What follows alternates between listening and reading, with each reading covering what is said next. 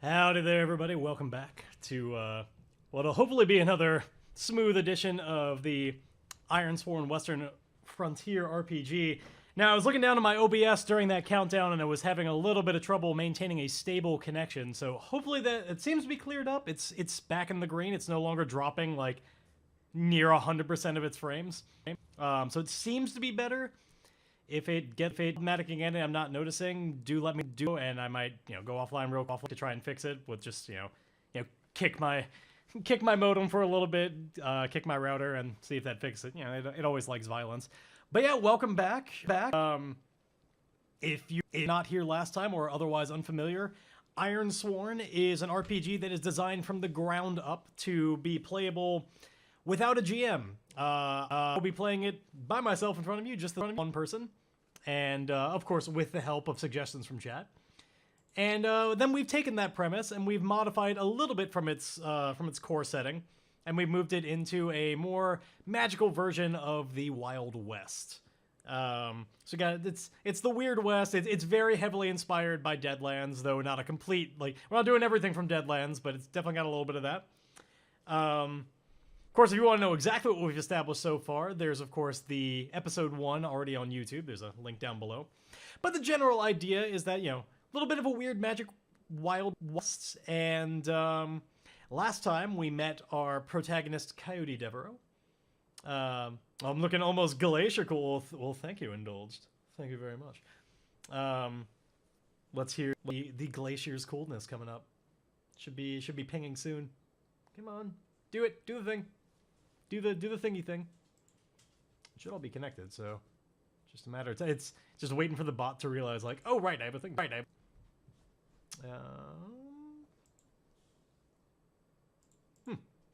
no splash. I don't know why your intro's not playing. Sorry about that. I know. I got it anyway. But let's just imagine that that Crystallize is playing right now. Yes, Lindsay Sterling inside a glacier, all sorts of stuff. But yes, so we met our protagonist, Coyote Devereaux, last session, and granted, we spent a lot of the beginning talking about rules, so we didn't rules too much, but among the things that happened, Coyote Devereaux got himself in a little bit of a jam, and in a way to try and save his captive father, he's bound by an iron oath to basically rob a wagon that's going to be coming nearby, carrying... We didn't firmly establish exactly what it's carrying, but some good shit. We're still a little bit up in the air about what exactly is in the wagon, but rob what is supposed to be an important wagon coming through and deliver it back to this kind of leader of a bunch of bandits. And he is bound by oath right now.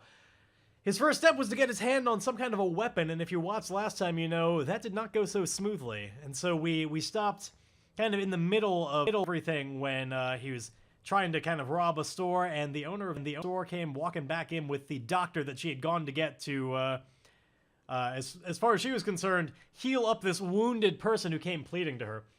But anyway, again, that's all available on YouTube if you want to get tales, and if not, let's just get started. Now, the one thing that I want to do better about this time, well, two things. There are two things I want to do better about this time over last time. One, the name of this town. I was mispronouncing it the entire time. I was saying Gibbet over and over again last stream. It is pronounced Gibbet. It was based off of the places where you have, the hanging cages with people just, left to die. It's pronounced Gibbet, not Gibbet. So, number one, actually pronounce the name of the town correctly. I think I'll be alright. One. Two is going to be a little bit harder. Two is that I want to do a way better job of taking the time to really more firmly establish, what do characters look like? Give a better sense of, who these people are, as opposed to just introducing them, this is their profession. And, I want to be a little bit, paint a clearer picture. And, is something that I just, as a person, am bad at. I'm bad at describing people, but I want to try and do better. So I'm hoping that you guys can hold me to it a little bit. And when I... Feel free to ask me a little bit more, be well, tell me more about this person. Paint a clearer picture. I don't have a clear idea in my mind yet. So please hold me to it. I'll try and do better. And one last thing before we get started.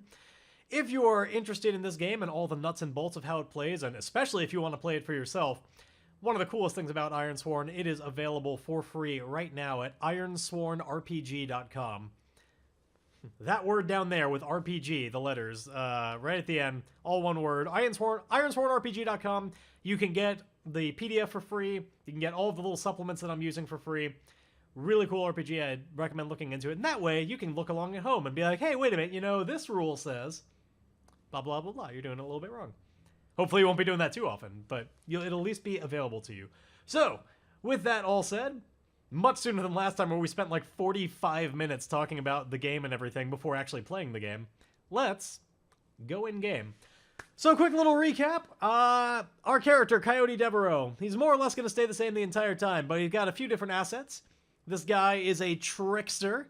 He is, he had a little bit of a father-son snake oil salesman sort of operation. They're always swindling towns and then moving on to the next one before they could get caught, except they stopped doing that last part so well. But he's used to making things, making do with what he's got. That's why he's got that right asset. He's a trickster. He's used to hucking things to people. And because he, is always going between town to town, never really firmly establishing himself inside a community, he's used to having to live off the road, he has that outcast asset. If you have any questions about the mechanics, feel free to ask them along the way, but I'm going to more or less assume you're familiar this time and not really do that. I'll just you'll learn through watching me play. So, where we left off, as mentioned, in the middle of everything, I didn't go back and watch the VOD or anything, but as I recall, anyway, basically, Coyote Devereaux was kind of elbow deep in some stock behind the counter. He had just been let loose by, let's see, what was the name again? Briarcob, welcome. What was his name? Father O'Bannon. Father O'Bannon was a wandering priest that wound up coming upon the scene, who has been swindled by Coyote Devereaux before, and has maybe turned a little bit of a cheek due to being a priest. Like, he's a little bit more forgiving in that nature, but we did establish him as a result of, like, a critical failure. So I don't want to let myself get away too far from the idea that, like, he's not a fan of Coyote. Like, he's not going to be a complete asshole. He is a priest, but, like, he's not a fan. He's only going to be so helpful. In fact, he kind of actively probably does not want to help him. I don't want to get away from that. But anyway, he did let him loose. He was convinced to release the manacles that were keeping him all bound up. But as soon as he did that, Coyote started just trying to ransack the place. But before he could find anything too valuable, the owner of this weaponry, Roxi, along with the doctor she had gone to fetch, came back into the door. And Coyote looks up and sees that he's caught red-handed after he had claimed to be too injured to do anything. So we come back in on this moment, and it's tense. There's, sweat going down. He knows, like, this is, not what he was expecting to do. Now, before I do anything, let's paint a picture of this doctor. I mentioned I want to do better about that. So this doctor, I see him as kind of like what's his name? Like Herschel from The Walking Dead. Like, I feel like this guy has seen many a year. He is, he's got kind of short cropped white hair, probably some patches that I feel like he's been in the fray before. Let's give him a little bit of history. Like, some of this hair has got just like scars on it where, like, the hair doesn't grow anymore. Like, they're thin ones, like blades or something. Like, it's we can't tell exactly what caused it, but like some of his scalp, there's just like thin sections where hair's not growing back. And he's got kind of a 3-day, white speckled beard. Like, there's probably still a little bit of blackness left in his beard. It's very salt and pepper. And he's got just these, like, really weary eyes. Like, he's just been doing this for too long. He's probably one of the first, like, we can see on his face, like, it's just so sun-beaten and leathery and just haggard. He was probably one of the first people to go out to these Ironlands. And let's give him a name. I'm going to... Let's see what we got. I'm going to use one of these oracles. I did determine after last time, it was not that the oracle was rolling 100 over and over again. It was just that whenever I used it, it would say 0, but it was always giving different results. So it wasn't actually broken. And so in that regard, it's not fixed, but it's not fixed because it was never broken. But anyway, let's see. Do I have a good oracle for this? We certainly have character role, but, like, that's not really helpful because we already know he's a doctor. We We have character description, but I've kind of been given that. You guys can't see this drop down that I'm going through, but there's a drop down. I don't know why it doesn't show up, but it doesn't. I'm gonna see if I'm gonna randomly determine a character goal and see if that helps me inform him a little bit more. Like, sure, he's the doctor, but like, what else is he about? I know in this exact moment he is here because he said like, hey, there's somebody who's really wounded. We need your help on this. But he's probably about more than that. So let's see, what's this doctor about? Rolled twice. Okay, he's about a lot of things. Let's try that again. Unfortunately, I don't have it so set up that I can just, like, when it says roll twice, it's like, okay, well, it'll roll twice more. Actually, I might be able to set that up. I'll try and remember that for next time. All right, so undermine a relationship is one of his goals, and protect a secret. Ooh. Now, these are probably tied together. So he's trying to undermine a relationship and protect a secret. The secret is very intriguing. What could he be trying to protect? Now, obviously, Coyote doesn't know it, but we as an audience will get to know. Yeah, I don't know why. It's just for some reason the capture that I have doesn't show the drop downs. It shows everything else, but the drop down itself won't capture. But yeah, a secret. I think like the secret's got to be something like underhanded. It's something that he doesn't want to get out because like it's shameful. Oh, I mean, he is a doctor. What if we had a? So one of the things that's important to him is I think somebody died recently, and he may have had a little bit more to do with it than he really should have. I think he made a decision that somebody was a little too close to. Like, what if he was trying to treat somebody that he was not all that fond of? And maybe that person could have survived if it wasn't for some doctor intervention. And the doctor has been hiding it, like he was like, there's nothing I could do, he was too far gone. But he knows. Oh, if we could tie this into undermining a relationship. Let's see. I think it's more a Windows feature. So yeah, quite possibly. It's probably something like that. Can we tie this into also undermining a relationship? Like, is the or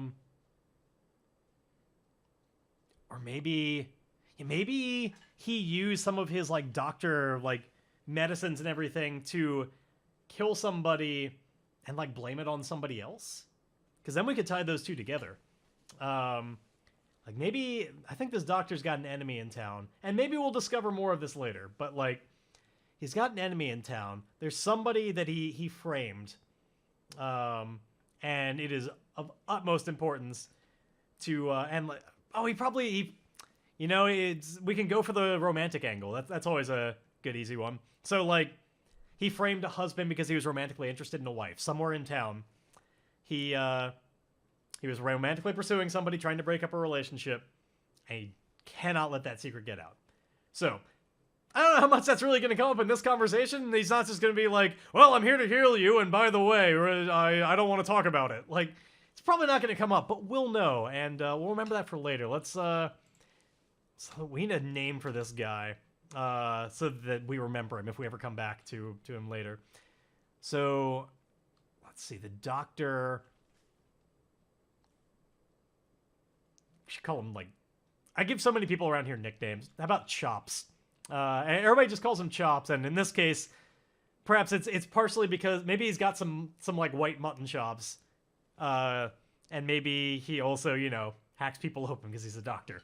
So Chops, the doctor, who is holding on to a secret. I'm just writing in my notes page. Holding on to a secret that he is trying to break up a husband-wife by framing the husband for murder. Or maybe, all right, what do you guys think? Because again, it's not going to come up yet, but I feel like this is something more likely to come up if we set it as less like it's not something he has done so much as he's plotting to do it. What do you guys think? Do you think it's more interesting if Chops has already done this and he's hiding the fact that he did it, or if he's hiding his plans? What do you guys think? Just chime in with that while I continue the scene in other directions. So, anyway, Chops and Moxie come in. Sorry, not Moxie. Roxy. Anybody who's on my Discord is well aware of why I said Moxie. You'd be much more scared if it were a dentist rather than a doctor? Done. Okay, he's a dentist. I'm totally fine with that. It's the best we've got available. His specialty is dentistry, but best that Roxy could find. So yeah, totally. Chops the dentist. Absolutely. Oh, and I feel like he's indeed, like, he's got, like, some sleeves rolled up and probably, like, wearing a smock. And, you know, he doesn't have gloves because this is, like, way too, like, nobody's that hygienic around here. But there's just, like, blood on his hands right now from, like, he was doing some dentistry. And, like, clearly his just, like, filthy hands were in somebody's mouth. And so, like, it's just covered in a little bit of, like, blood and saliva. Because that's how we do. And he's got, like, in a front pocket, he's got, like, just, like, some pliers and other tools and stuff like that. Maybe just, like, pliers and a mallet and, like, an ice pick and, like, all sorts of just dental implements that make it clear, like, you do not want to undergo dentistry in this place. But anyway, Coyote sees all of this. And he knows that he's a little bit boned. And I think Moxie immediately reads the situation for what it is and begins yelling at him. She is, like, running to, like, get over the counter at it. And they're doing, like, a little bit of a dance of, like, which way he's going to go. Like, he's going to turn physical real quick. And Coyote's just like, wait, whoa. Hold on. I'm sorry. I shouldn't have done that. Look, it was a little bit of a grudge, So he's going to try and compel her to, you know, stand down. You know, I give up. I shouldn't have done that. So first thing he's going to do is just compel her to not throttle him. Because he's like, that was dumb. That was very dumb. I resented that you locked me up, and I thought I was angry, but I'm cool. So he's gonna try and compel her to stop, and he's not like, I'm looking at the trickster thing that we have here, and we have, you know, securing an advantage through or compelling by lying, bluffing, stealing, or cheating. He's not. I think he's honest with that. Like, it's not the whole story, but it's not enough of a lie to count for his trickster, so he's not going to get that +1. I think this is just a straight compel. That yeah, he stands down. He doesn't want to get hurt. So let's do our very first roll of the game. Let me just move this on to the page I need. So compel. We are trying to charm, pacify, barter, or convince. So we're going to roll +heart. Exactly, using that big heart of his. Exactly. We're leaning back into the constant, just like, for as much of an asshole as he is, like, there's just something about him. He's got that smile, even though we've described his smile before as having that like awful gold tooth that's not his. It doesn't fit all that well, and you know, he's got more of a sneer than a smile, but there's just something charming about it. He's got that heart, and you can't help but kind of melt a little bit and just be like, all right. Well, we'll find out anyway if she can help but melt. So I'm going to roll my +heart. He does not get any bonus on this. I would theoretically get a +1 if I share a bond. Which, remember, we're still looking to fill in 2 more of my bonds. I've got one with my father, but I do not yet have a bond with anybody else. And these can also be with communities, but just remind me if I forget that we need to fill in bonds. But I think we determined last time he's been around too little to really have much of a bond with anybody here. But honestly, that's totally fine. Just keep yourself in mind with the story and think from that perspective, and just keep me on point with that sort of thing and whatever your preferences are when I call for them, or even if I don't. Anyway, let's do our roll. All right, they both kind of rolled off the visible area, but you can see down here how you can see what happened. So we have a miss on that. We rolled well on our action die. Got a 6 on that. We got a 7 on that. But unfortunately, 7 is lower than 8. 7 is also lower than 9. So we have a miss. And unfortunately, our momentum is not high enough to do anything about it. So, yeah, exactly. Exactly, Briar Cub. Not having experience can sometimes be a plus. The suggestions are often more organic. I totally agree. Some of my favorite people to play with are people who have never done RPGs because they're not already like tainted by expectation or like what's the right thing to do. They just make interesting decisions. So, on a miss, they refuse or make a demand which costs you greatly. Pay the price. So, pay the price is always a I think what's going to happen in this one, one of the typical things you can do with a pay the price is like basically adjust one of these sliders down. Is a typical way to do it because it doesn't have to be like utterly problematic. Pay the price can there's a few ways to do it. You can either make the most obvious thing happen, you can roll on a table, blah blah blah blah. Can I roll to pet the dog? See, but the mistake there is yeah. It depends on what type of game you're playing, of course, but you only roll when things matter.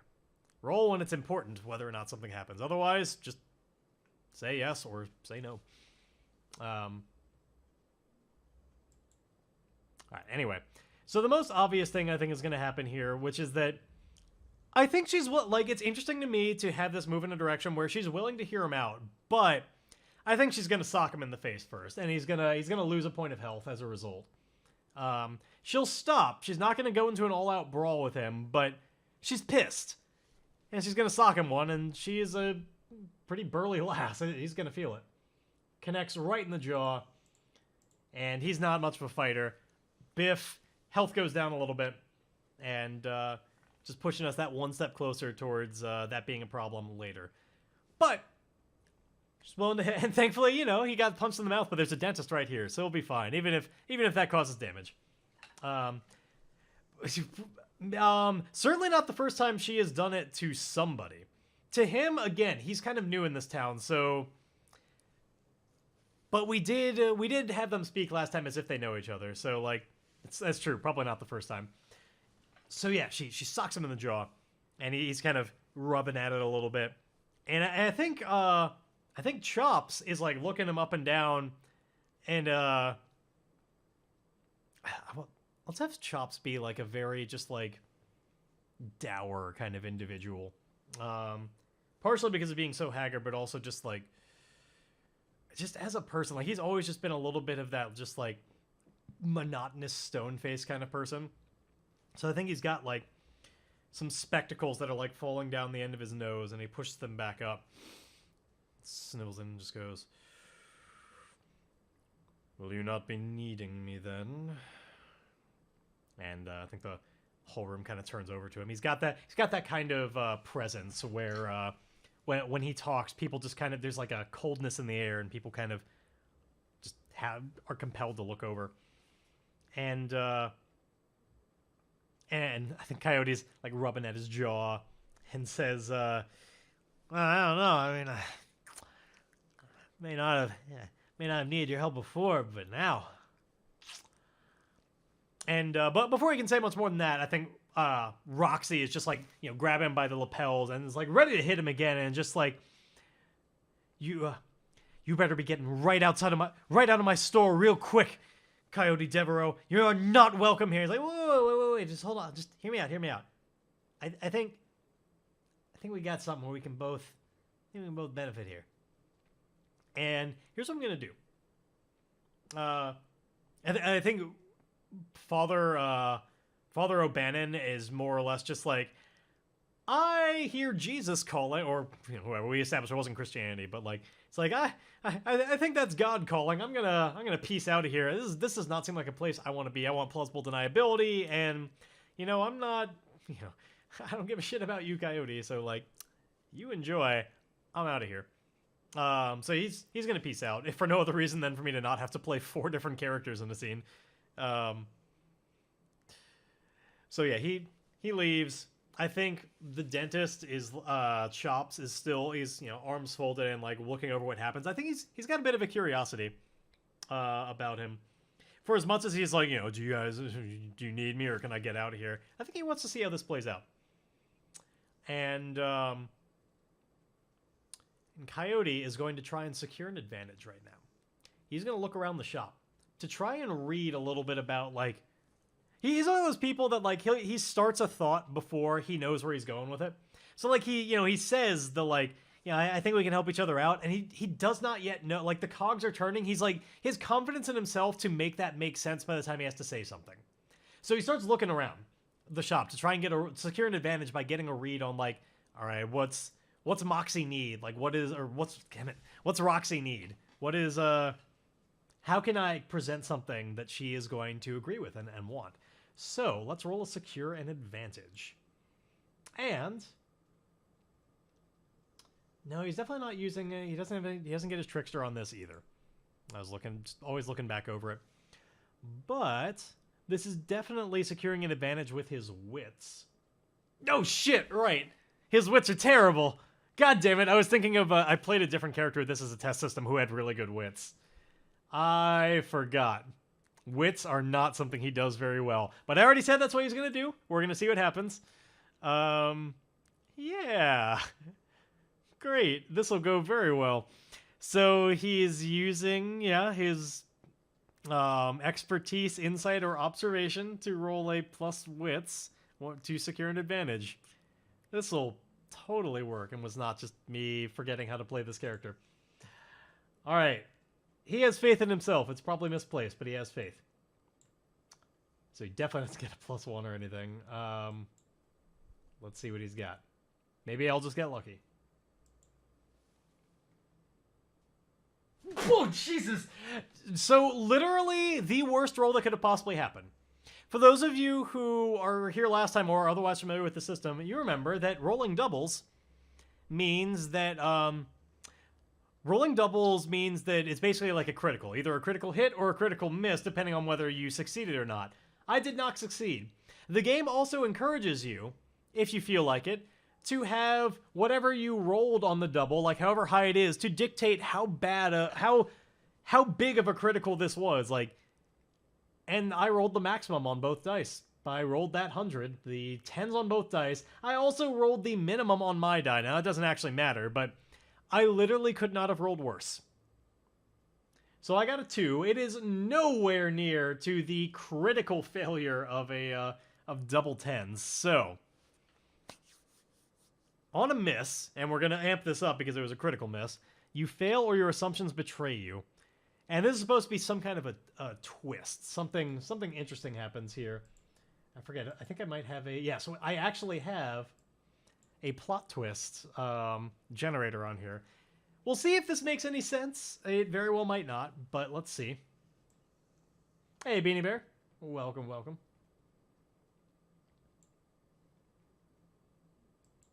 You're betrayed by someone who was trusted. All right, now we don't know a lot of people in this game yet, and this was a extraordinary critical. I mean, the only person I have established a trust so far is my dad, but like that doesn't make enough sense to me. We need to establish another trusted character that feels right. And this has to come from him looking around the room. Like, something that he sees betrays him, and he goes in the wrong direction. Oh, okay, I know how to make this make sense. I think he's going to, at least I have the seed of an idea. I think he sees something in this shop that he assumes is, like, very important to Roxy. Unfortunately, what he does not recognize was this was another one of it, like, one of his, father and son, like, the father, like, made something and sold it to her, and, like, she probably realizes it's a piece of shit and holds a grudge against it. Holds a grudge as a result of getting it. And I think he's going to forget that because, he just got hit in the head. He's a little bit weary right now and didn't get a good glimpse at it. And I think he's going to see, like, this, some kind of, like, trinket or something that's, like, broken on her, on her, like, counter or something like that. Something in the store is, like, broken. And he draws an inference from that like all of her stuff is a little bit run down, and he like gestures at it with his head because his hands are still up, and he goes, I think that I see that times are a little bit tough around here. You can't get any quality merchandise. It's everything's a little bit worse for wear. And she looks over at what he's gesturing towards and sees, it's the thing that, like, he's responsible. Like, it's broken because he sold her a piece of shit that was, like, failed immediately. And And I think she yells that right back at him, like pushes him up against the wall and starts yelling, spittle out in his face, and like, it's, don't you dare say an unkind word about my shop. That's broken because it came from you and your father. And it's like punctuating each word with like a slam against the wall. And I think he's getting like, I think he's gonna take a point of stress on this one. We're gonna bring his spirit down one more point because he's realized he's getting quite literally backed into a corner on this one. He's not sure how he's going to talk his way out of it. So he certainly does not get his advantage on this. But he's going to try where he was heading with this anyway. He was hoping for like some very specific piece of evidence to point to. That failed him. But he kind of laughs it off. Tries to laugh it off a little bit very nervously. He's like, I can fix that right up for you. Actually, yeah, if you'll, he like looks at it. What is this thing, do we think? What is this like broken thing that they sold her, like knowing it was about to fail?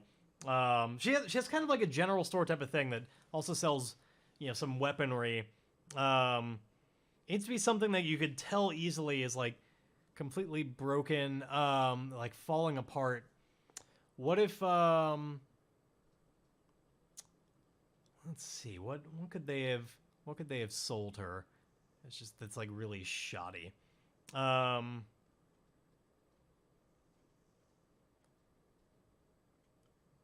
Because we established last time that there's not much in the way of like industry here, so it can't be anything too complicated. A gun is a rare type of thing.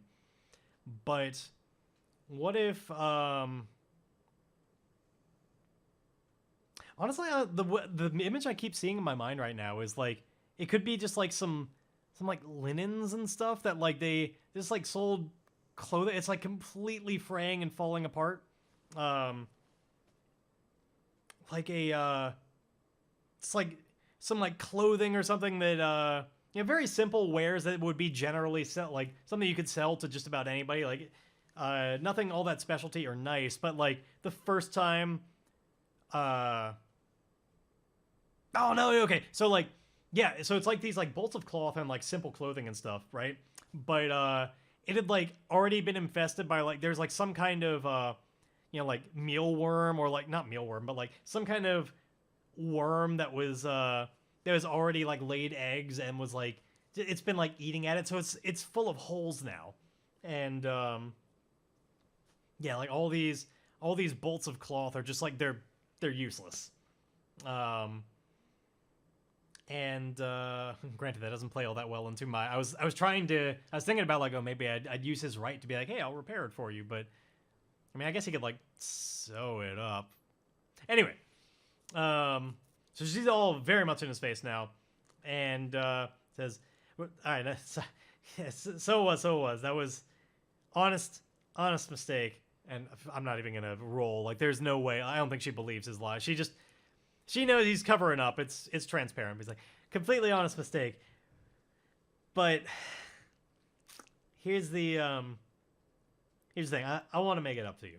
Because the reason I initially came here, before everything went off the handle with you, locking me up and everything, and before I leaned into my baser instincts, and again, I'm very sorry for that. But before all that, I was coming back here to apologize. I know I know Dad, Filch, we don't always talk about all the state of the merchandise. Yeah, exactly. Mutant, moth-eaten bolts of fabric in which the lot. He was, well, clearly, like, Filch was more aware of the. I don't think they're like mutants, but like just there's some kind of bugs that got into it, and were not readily apparent from the beginning. But he's like, yeah, Filch, we don't always talk about it, but it came up. I felt really bad. I wanted to make things right, and then we got off on the wrong foot. So let me make it right to you. First off, I've got something here for you. It'll get rid of the bugs.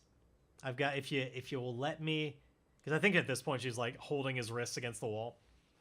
If you'll permit me to grab something from my pack. And he's like gestures with his head. I think it's like falling on the floor at this point. If you'll permit me to get something from my pack, I've got just the thing. It's actually really simple. It's just alcohol. You soak it in alcohol. It kills all the eggs.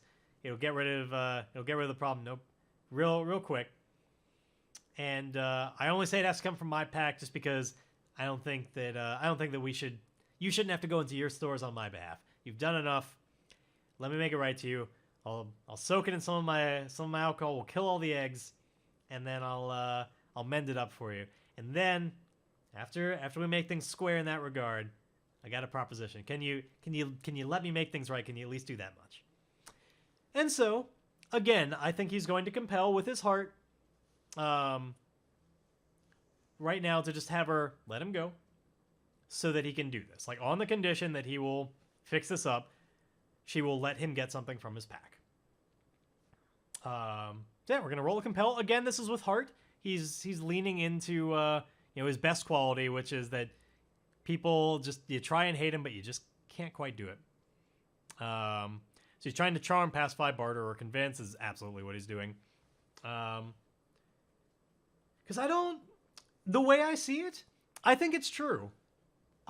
We could have this as like he's lying or swindling. I don't think he is. I think this legitimately, he's got some alcohol, and I think that if he uses it, it'll totally do what he said. Like, it's not that he always lies, he just makes a career off it, but right now the truth seems like the best way towards what he needs to get. So he's going to actually tell the truth and try and compel this out of her. So, yeah, let's do a compel with heart. And, yeah. He's not using his tricksterness, so doesn't get that. Can we do better than last time, please? Apparently not, because I am rolling way too hot on these D10s. Jesus Christ. 10s and 9s and 8. I have not yet rolled lower than an 8 on these D10s. I wish I were rolling hit points right now. Jeez. So again, I get a complete miss, because I swear, when I was doing my test game before streaming this, I far more often, I got off to a little bit better of a start, but like, right now, I can't get my footing on this. So, they were on a miss, on a compel, they refuse or make a demand which costs you greatly to pay the price. I think the easiest, most obvious thing to pay the price. Hey, what's up, Nickel? Welcome back. I think the most obvious price to pay on this is she not only is going to make him fix this, but like she wants her goddamn money back. Like, she bought this, and so we're gonna reduce his supply as she demands, and he could, like, in order to make this good, he has to pay from his stores of wealth. He's gonna lower his supply, and pay back what she purchased to make things right. And that'll be enough to pacify her, but he was just hoping to not have to do that part. He's kind of glossing over that section of the I want to make things right. However, the next thing he's going to do is totally going to be the very first time we're going to do it quite this way. We're going to try and use this right to secure an advantage by repairing an item. He's totally going to use what he's got to repair all of these, moth-eaten, worm-ridden cloth. He's gonna make him better, and he's gonna try and use that to make her in a better mood to prepare her for what he's got to say next. And so, since we're using our right to create or repair an item in a perilous situation, I think this counts as enough of a perilous situation. Like, this could go very poorly. It's not literally like he's about to die, but like, I think it still counts for the intent of this. So we get to add a +1 and take +1 momentum on a hit on this secure an advantage. And this better work. So we're doing secure an advantage, and I think we are, in this case, because it's all about stitching and stuff, I think there's an argument to be made that we're using edge, which is with speed, agility, or precision. He's trying to sew this up so nicely that, like, it's good as new, more or less. Like, he's gonna fix this, make it all better. Turn this into, like, yeah, actually, it kind of hides everything that happened. So yes, we're using plus edge, and I get a +1 because of my right specialty. And oh, it occurs to me, I've been doing this wrong. So the right is an asset. Specialty is I was supposed to fill in what my what am I good at crafting and repairing. I need to fill that in. So let's come up with that now. We might as well. I mean, obviously, I've got to if I'm gonna be able to do this, I gotta have something to do with. I've got to know how to do some stitching or something. So we probably used this a little bit wrong last time when I was making the lockpick. So we know I've done that with right before, but whatever. I screwed up. So from now on, I'll only be able to use at least the +1 when I'm doing my specialty. And I think, yeah, it would be interesting if I've got some kind of specialty in, yeah, like tailoring or something. Like I've, because that'll be cool for when I do like disguises or something later. Like, yeah, I can make disguises because I'm good at, I'm good at making clothing. So let's write that in so I don't forget it. So I am a tailor. I know a thing or two about making clothing.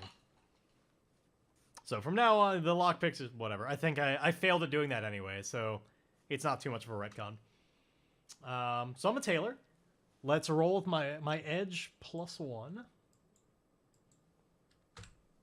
And see if I can finally make this happen. I really want to get that +1 momentum on a hit, as well as, you know, the getting a hit. Come on. Come on, baby. Give me a hit. Give me a hit. It already says miss. Great. God damn, are you serious? Okay. Again, my momentum is too low. I can't turn this into anything better. I finally rolled lower than an 8. I rolled a 7, and unfortunately my momentum is 5, so I can't... God, this guy just cannot catch a break.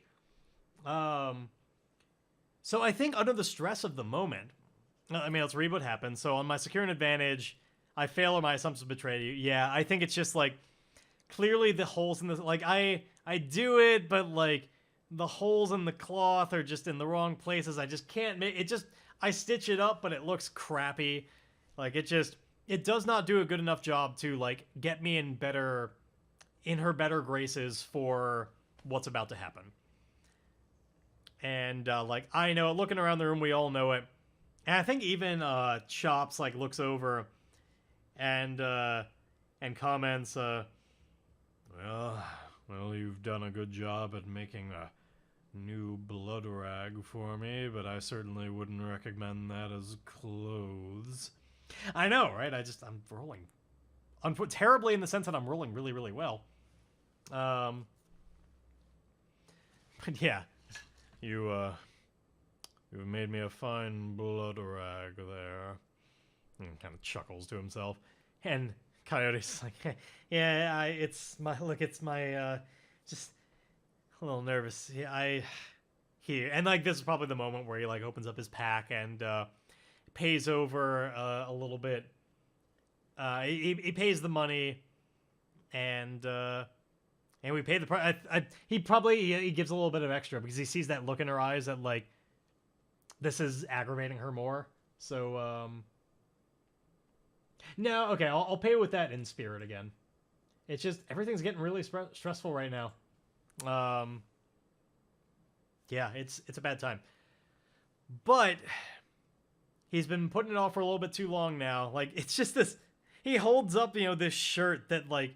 Because his intent was to fix all the clothing. He's done, like, one of them. And it's, like, it looks more ragged. Like, he sewed in a way, like... He didn't do it right. So, like, part of the shirt is now, like, crimped up. And, like, it's not straight anymore. And it's just, like, soaked in alcohol. And it reeks.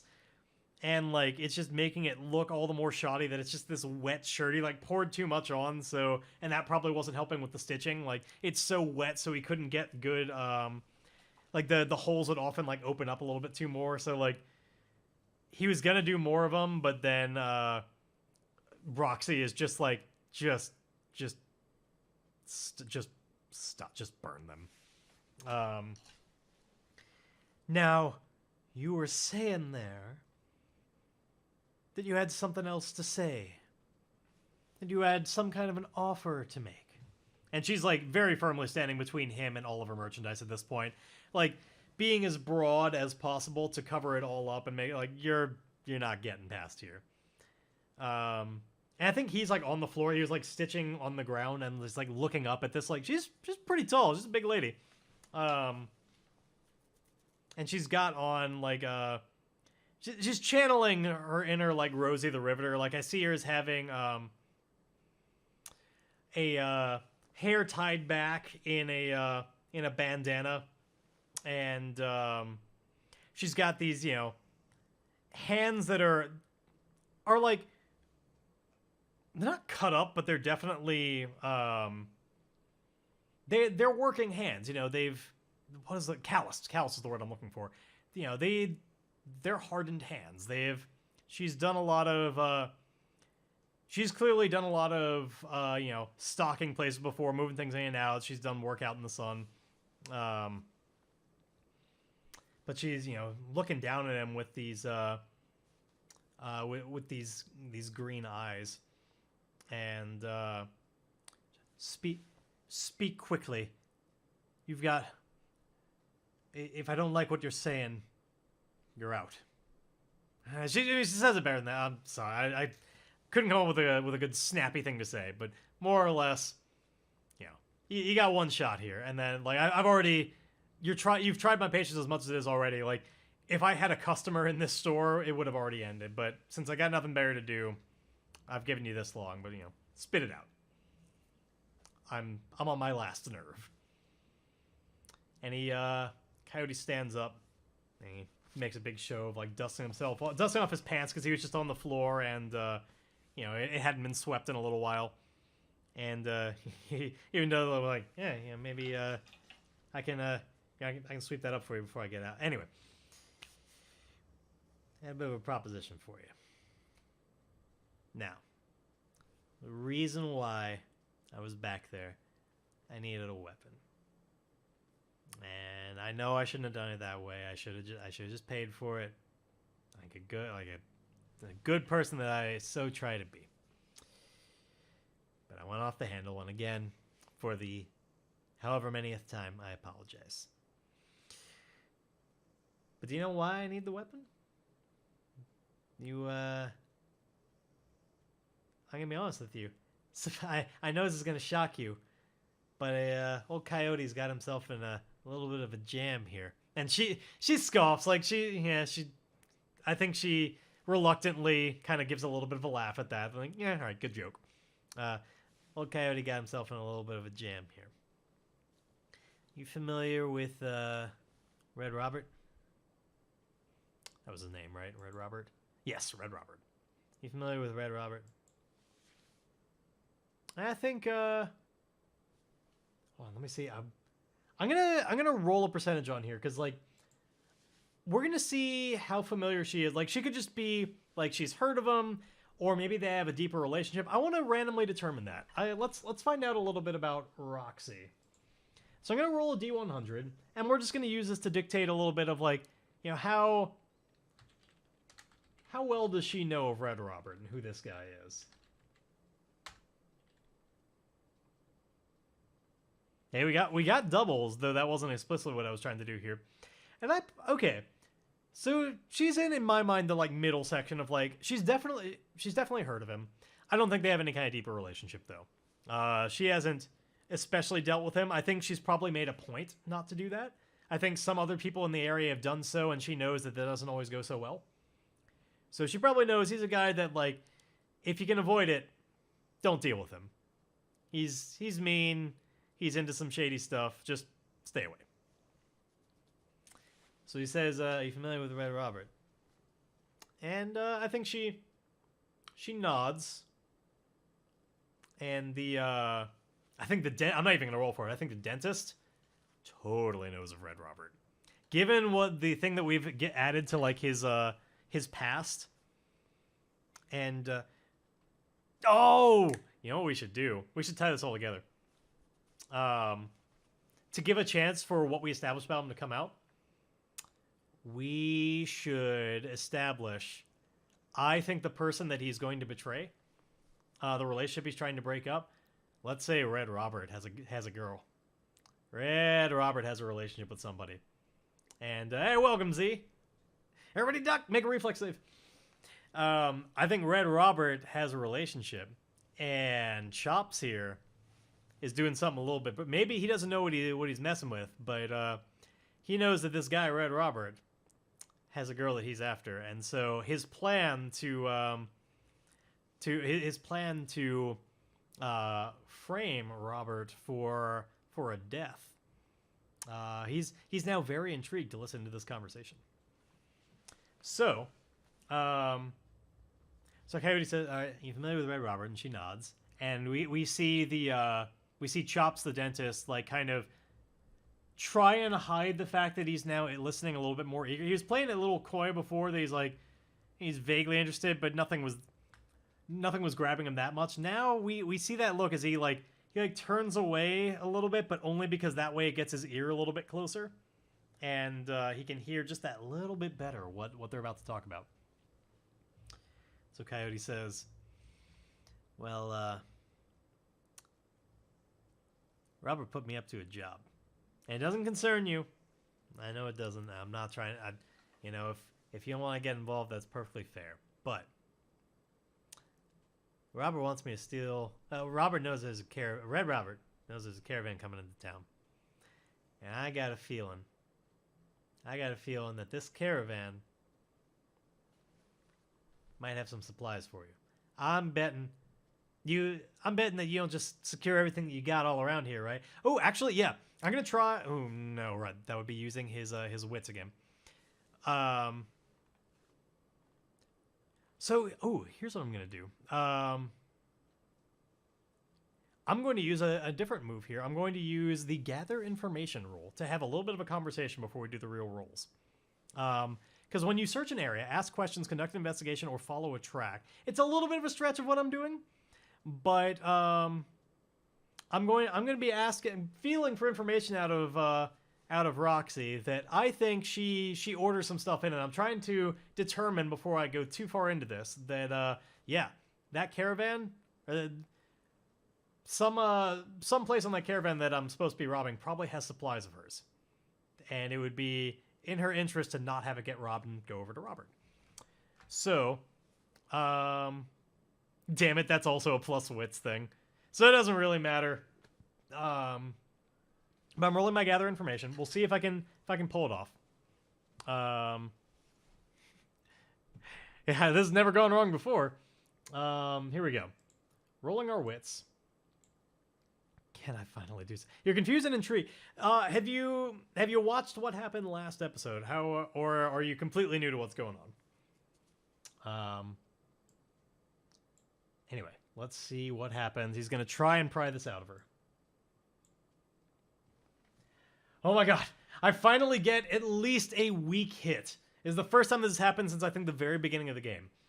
So you're totally fresh. Okay, well at least the core system of this game is anytime we do kind of a move, when we try and accomplish something in the narrative, we roll these 2d10s and we roll this d6. And we add one of our stats depending on what we're doing to this. So as you see that 4, we added our wits to it, so we get a 5. And then we compare that to each of these dice. 5 is higher than 3, but lower than 9. So if it's higher than both of them, we get a strong hit. We accomplish like everything we wanted to do, good things happen. If we get a weak hit, usually it's success at a price, and every one of these moves has specifics on what that looks like. And then if it's lower than both of them, it's a miss and bad things happen. That's the core mechanic. Other things you'll kind of learn as we go on. We've also got like some specialties based on what our character can do with these the various assets. So he gets a weak hit on gathering information. So let's see what happens. On a weak hit, the information complicates your quest or introduces a new danger. Envision what you discover. Ask the Oracle if unsure, and take +1 momentum. Okay, at the very least, we do get +1 momentum, which is great. We need the momentum, because as you can see, having high momentum, a lot of the time, like, we really need it to be able to cancel out some of the things we need. Momentum gives you a little bit more of an ability to have good rolls despite... have a good result despite getting a bad roll. And if it comes up, I'll talk about the specifics. But the higher the momentum, the better. So we get +1 momentum. However, So she's going to answer that question, but it's a little bit more complicated. So the answer is yes. I think she does have supplies on that caravan, but what's the complication here? Introducing a new danger. I mean, she could, and like, I'm open to more interesting suggestions, but for those of you tuning in, like Z, the main crux of what we're doing here is we swore a vow to this bandit leader that we basically got in trouble, and in order to save our already captured father, he's putting us up to the task of stealing from this caravan and then getting the supplies back to him. Like, we need to put ourselves in danger because something that we did basically got all of his crew sick except him, so like, it's on us to do it. So the thing I'm thinking right now is, like, it could just be that she more establishes concretely, like, just how dangerous this is, like, how supplied the, like, yeah, like, maybe she established, like, okay, so she establishes and she says to us, sure, I order in, but they've got, everybody knows that that caravan is always protected by one of the, by one of the Ironsworn, like, she's going to establish a character for us that is, like, the protector of this caravan that always helps make sure that, like, they know their shit. They're some hot shit gunslinger that always keeps the caravan safe. Like, he's probably not the only guard, but, like, she established this as one person in particular that, like, is to be feared. And let's determine a little bit of something about this character with the oracles.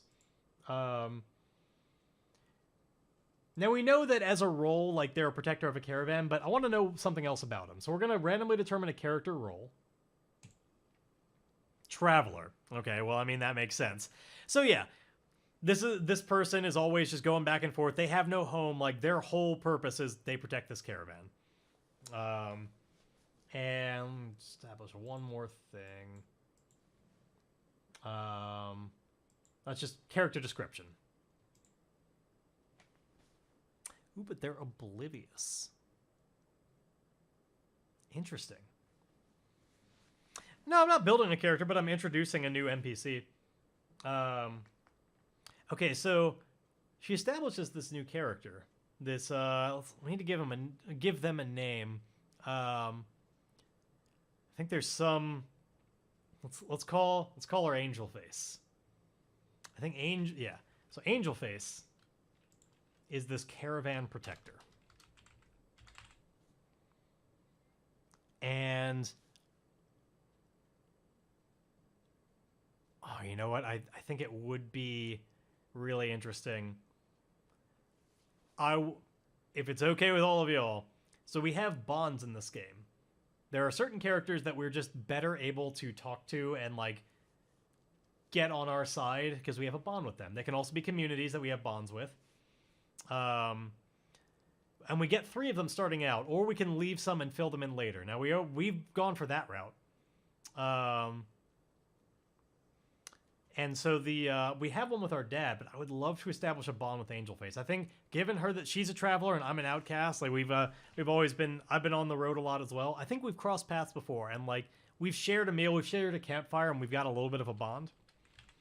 But we're going to have very opposing goals if we interact with each other. You suggested the name Briarthorn. That can certainly be her, like, Angel Face is her nickname, but we can definitely give, like, Briarthorn as her family name. Totally. So, Angel Face, Briarthorn. Have a bond. She's a caravan protector.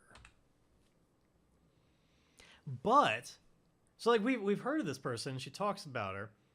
But we know that, like, maybe we know. Like, she touts her as this, like, really awesome protector, which she is. Like, when it comes down to a gunfight, like, she's nothing to scoff at.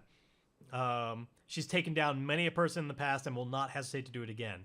But she's a little oblivious. And I don't think everybody knows that. But I think, given that Coyote is a little bit of a swindler, like, when they shared a campfire in the past, he kind of picked up on that.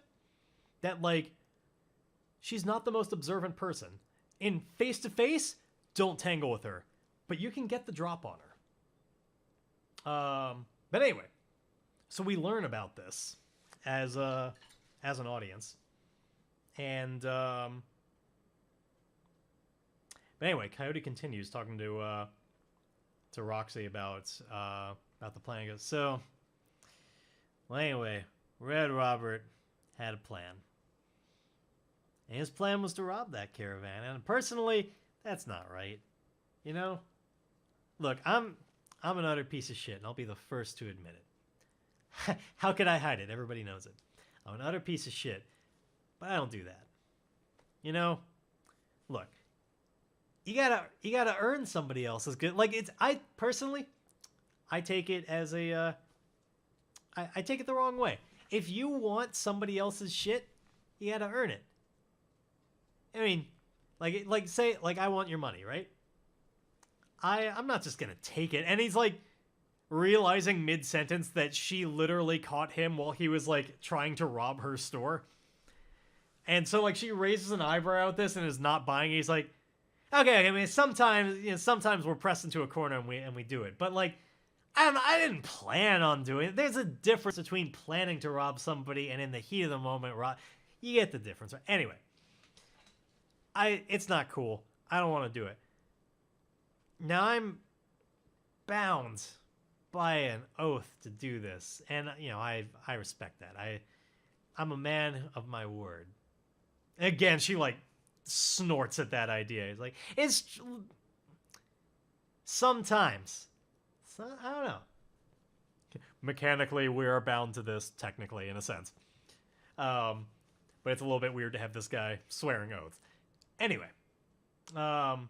goes, but technically, here's the thing. I'm also a man of the letter of what gets said. You got to be careful about how you phrase things.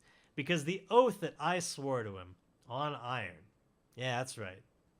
Old Coyote Devereaux swore an iron oath. You believe that? And she's, I think both her and Chops are a little bit just like, wow, why would anybody give a shit about him doing that? Like this, who would believe him? Despite, like, who cares if he swore on iron? But, it's like, yeah, I did. He bought it. But I think if we all work together, he looks all around the room. I think if we all work together on this, we can turn this around. I specifically swore that I would rob the caravan and then deliver it to him. But that's not the end of the story. As soon as I fulfill my part of the bargain, I'm fine with that not being the end of the oath. Or the end of the story, rather. It's the end of the oath. Because we could lay it as a trap. He doesn't have to... As soon as I give it to him, I'm in the clear. We give him the goods. We get my dad out of his prison. Did I mention he's got my dad? I told you I'm in a little bit of hot water. I wouldn't be doing this to all of you if I weren't pressed into a corner. I'm just trying to save sweet old Filch. Okay? So we get him safe. As soon as that happens, bam. We take him down a peg. I know he's weak right now. The whole reason he's got me doing this, the rest of his gang, they're all sick. They're too sick to do it. It's just him. We outnumber him. And the way I see it, we get Angelface on our side.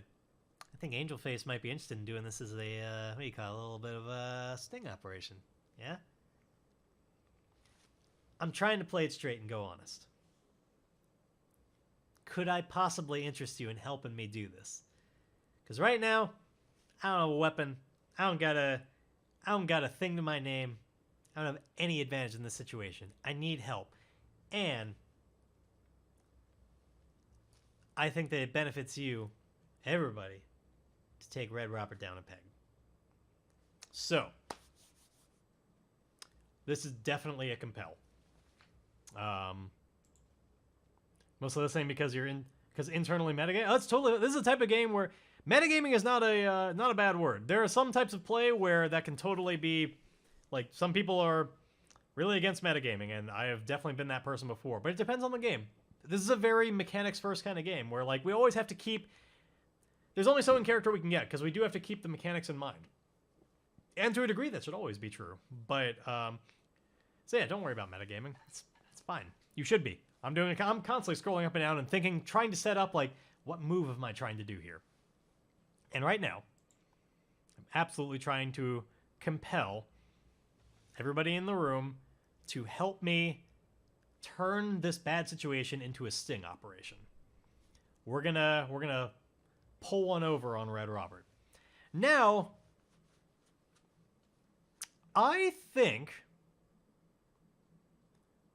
that in this case, like, just not using my wits. I know, yes, exactly. I'm using my heart because I'm trying to barter or convince somebody to do something. Now we established that the Doctor is he would definitely be into this because he already has his own plans to take Red Robert down a peg. So, like, he definitely seems convincible. Roxy, I think that they both have their own reasons why they might be convinced on this. I need to look back over the book to remember if there's any kind of, like, if the book gives permission to give, like, a +1 modifier for, like, particularly good situations. Because if it does, I don't want to fuck with the math. I don't want to screw anything up by just giving me +1s that I haven't deserved. Because there are rules for when you get +1s. But they might be a thing, and I can't remember. Let me see real quick. If I can find this quickly, then I'll give it to me. Otherwise, then I'm just going to ignore it and look into it after the stream. So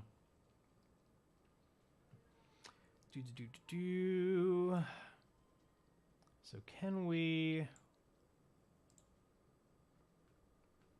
Are we allowed to give any bonuses for, like, particularly good situations? I don't think I'm leaning towards we don't.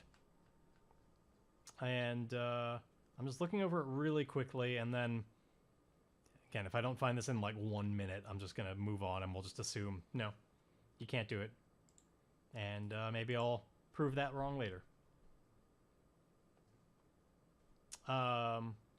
I'll mention one more time, if you are interested in kind of the rules side of this and want to see them for yourself, this RPG is 100% free. It is available at ironswornrpg.com. You can download the PDFs and get all this stuff for yourself. Yeah, I'm not seeing anything quickly enough, so we're just going to say for now, you don't get any of those just, like, bonuses for particularly good situations, because I think that's the right answer anyway. But we're going to make a roll. We are going to roll our plus heart. And again, I'm not leaning into my tricksterness or anything.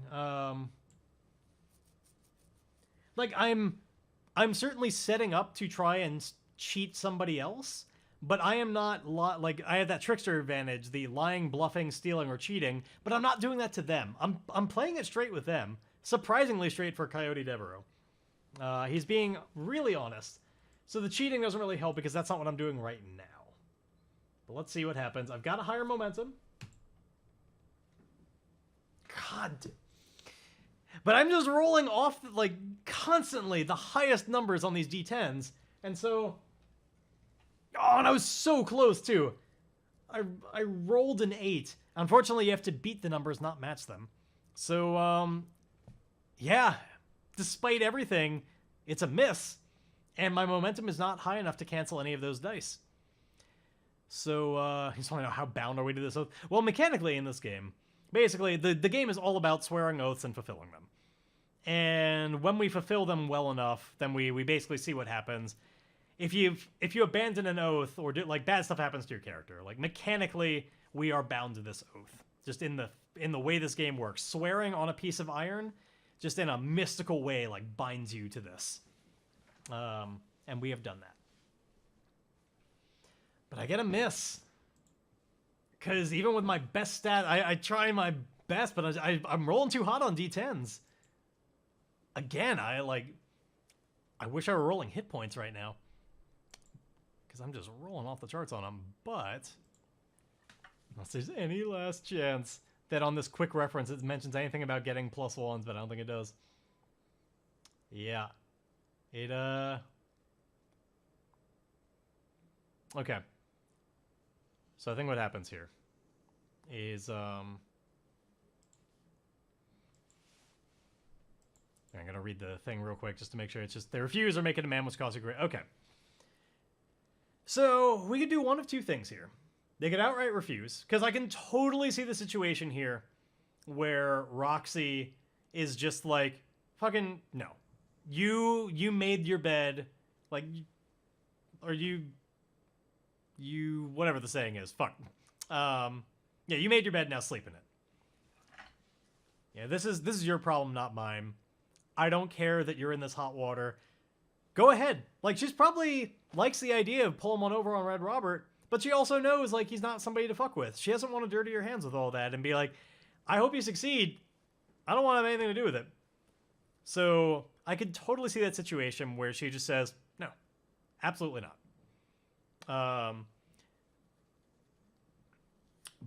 And I think that'll be true. But I think the doctor is going to lean more into the make a demand which costs you greatly. And, okay, I think I got an idea. I got an idea for this. So I think the doctor knows that this is a dangerous situation. He knows that the dentist. Red Robert is got a bit of a reputation.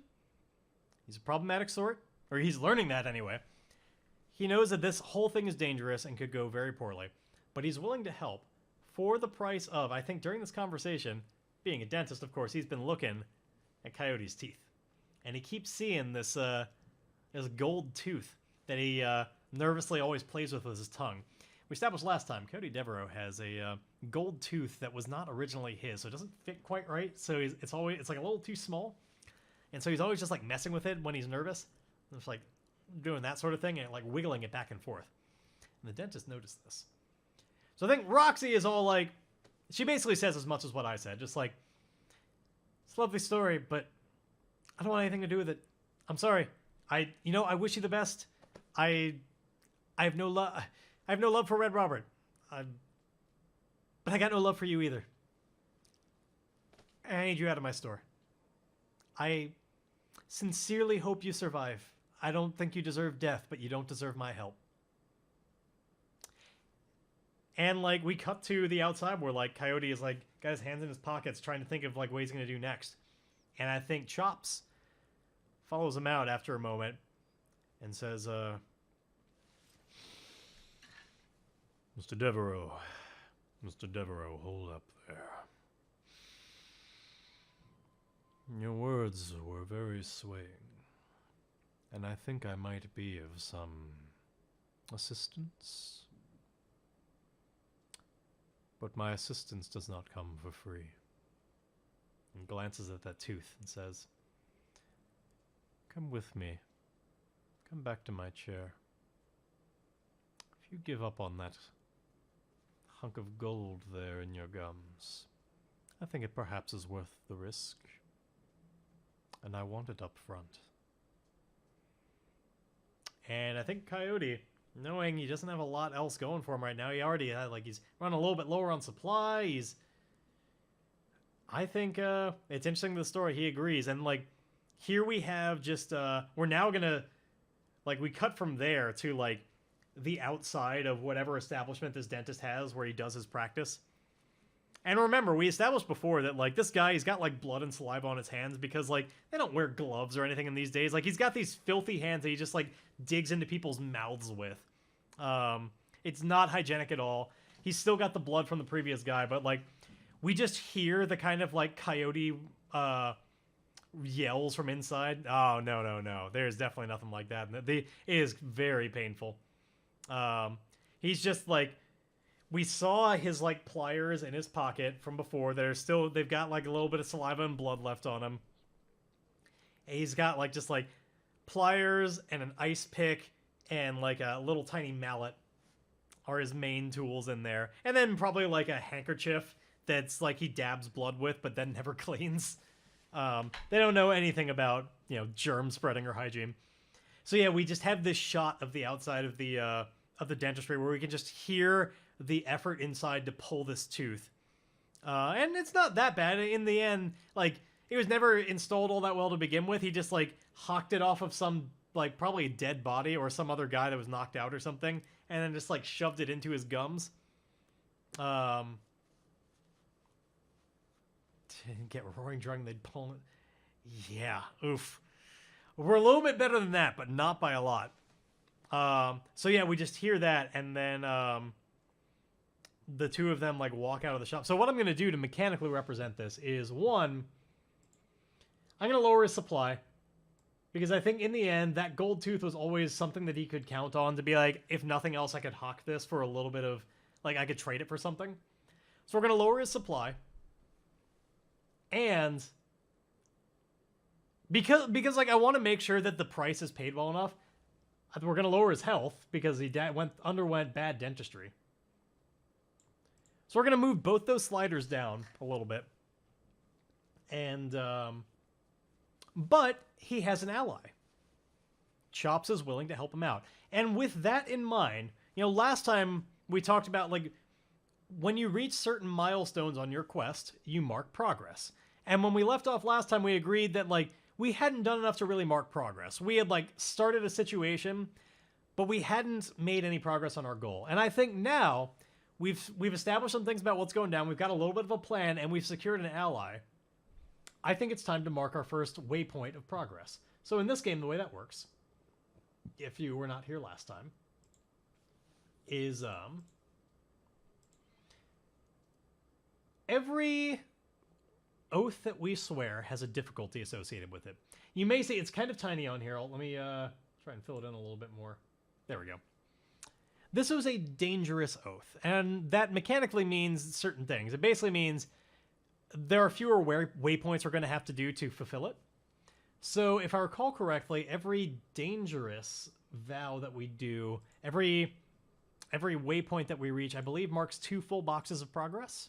Yes, okay. So we mark 2 boxes of progress. Complete boxes. Now, God, I'm going to have to do... Later, when they're not supposed to be full boxes, I'm going to have to do that a little bit differently. Because every box is filled with 4 ticks, and some things that are really hard will give you, like, less than a full box. It'll be, you know, like an extreme quest only marks 2 ticks. An epic quest, every milestone that you reach is 1 tick along the way. And as you may recall from last time, the way that we complete a quest is when we think we've made enough progress, we can test, see, like, did we fulfill our vow? We make a progress move. And for every full box that we have, we treat that as our roll of the die. So you know how ordinarily we roll a d6 and then we add something to it and that's our result? In this case, instead of rolling a die or adding any kind of stat to it, we just see how many boxes did we fill. And then we roll our d10s and we compare it to those d10s. So right now, if I rolled a couple of d10s, for example, and I rolled as usual, and my, like, 8s and 9s, it would be as if I had a 2. It is very likely I would get a full-on miss, and that's bad. Did I decide when the stagecoach is going to get there and what the time it is currently? No, that's all very nebulous at this point. It's all just in the future. This is a game that benefits in particular from keeping a lot of those kind of details, like, pretty nebulous. You want to be able to kind of go with the flow of what happens.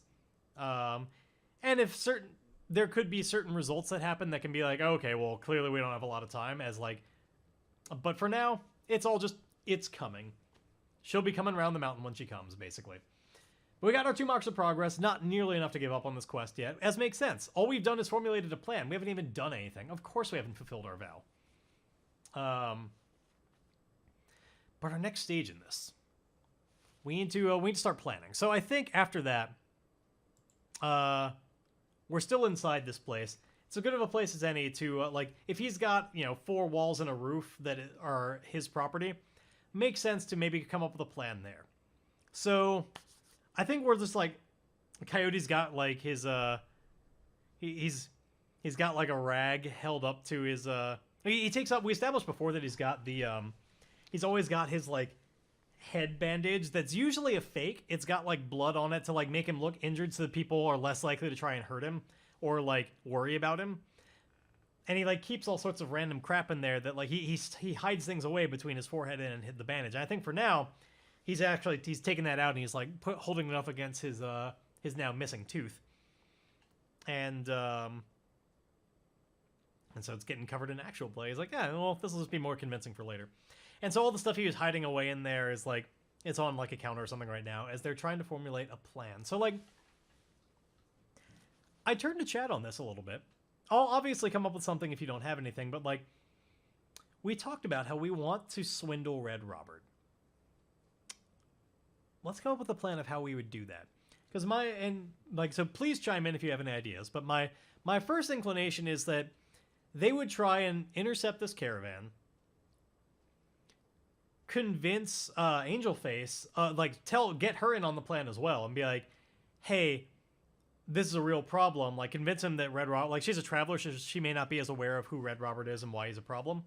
Convince her that he's a big deal and a big problem, and that it's worth her effort to try and stop him by giving, like, helping out on this plan. Like, give some amount of a, give us something to turn over to him, and then we can ambush it. Like, but, like, that's the stage of the plan where I fall apart a little bit. Like, what does the ambush look like? What would, help me come up with a plan for, like, is it just that, like, do we do the old, like, hey, I brought you this crate, and oh my god, inside is this person with a gun? Like, we could do that style ambush. If we could convince somebody like Angelface to wait inside of a crate. But also, how does the Doctor play into all of this? Because, Coyote wanted his help. Oh, you know what? Here's the first thing. Maybe the Doctor has got, we established before that he's got this secret that he's protecting. That, Coyote, or that he was going to try and kill somebody, like, medically, and blame Red Robert for it anyway. So obviously we know that medically he's got some implements that could put somebody down if necessary. He's got his, syringe full of morphine, functionally. And, his secret, he's got a secret. Exactly. Now, the first thing I'm going to do here is, I'm going to try and, there's a move here for forging a bond with somebody. I don't have a bond already with him, but, yeah, what's it called? But I want to spend some time here. And, God, where is this move? Forge a bond. I feel like after the tooth gets pulled and everything, Coyote could use a drink.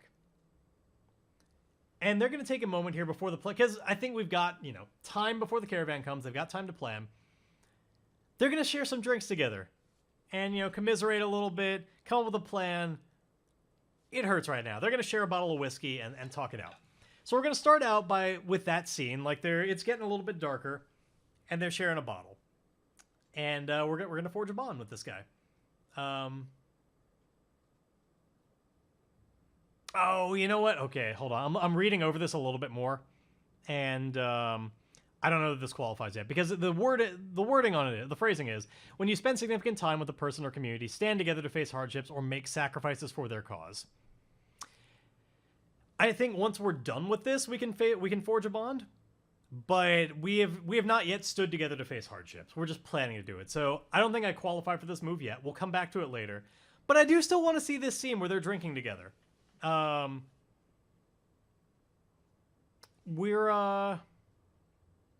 don't know how to pronounce this word. I think I'm about to pronounce it incorrectly.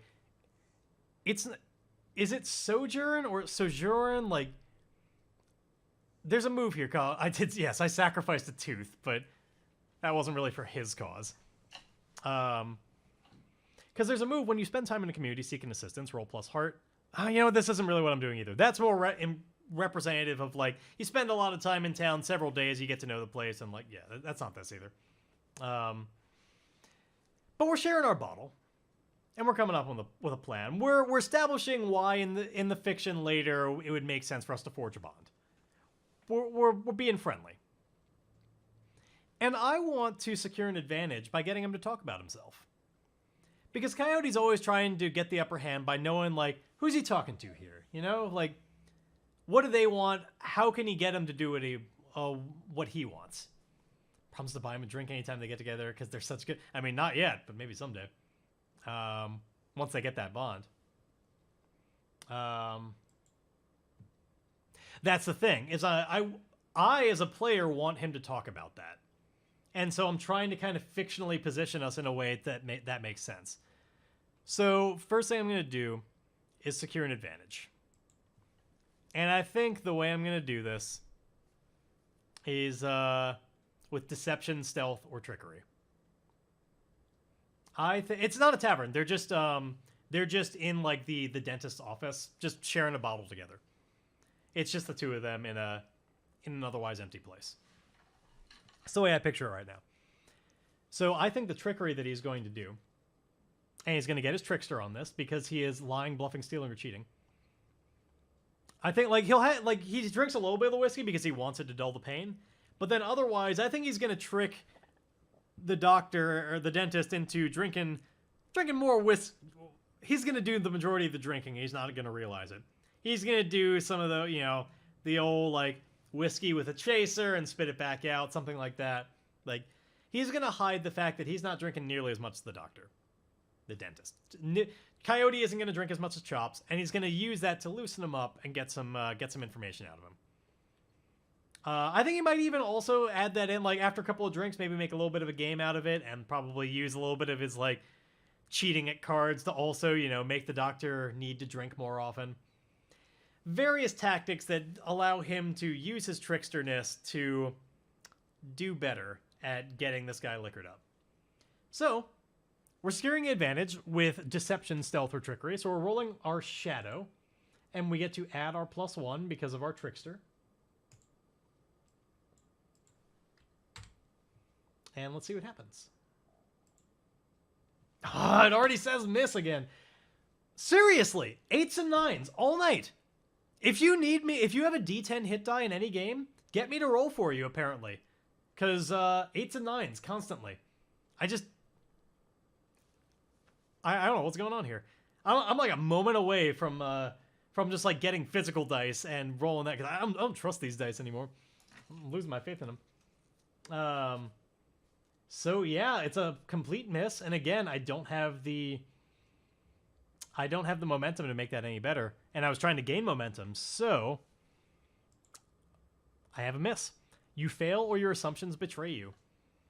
So I think what happens here is this dentist is like, he's not so easy to fool. I think, like, he takes it in good spirit, but I think he sees what's going on. He's like, I see what you're doing there.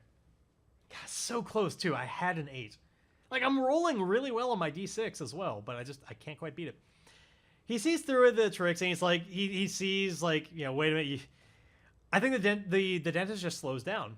Like he doesn't like call me on it, but he knows I'm not drinking that much, and like, he's a medical professional. He doesn't want to drink too much. He just doesn't.